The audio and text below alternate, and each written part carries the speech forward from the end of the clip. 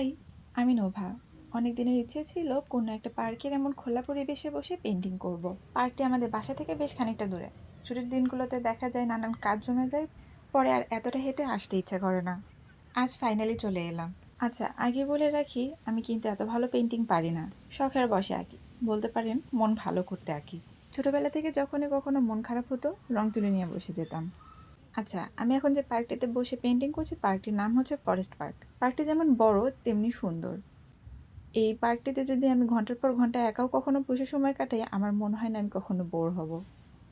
আচ্ছা, এখন আমার ছোট কালার প্যালেটটা দেখো, কিউট না?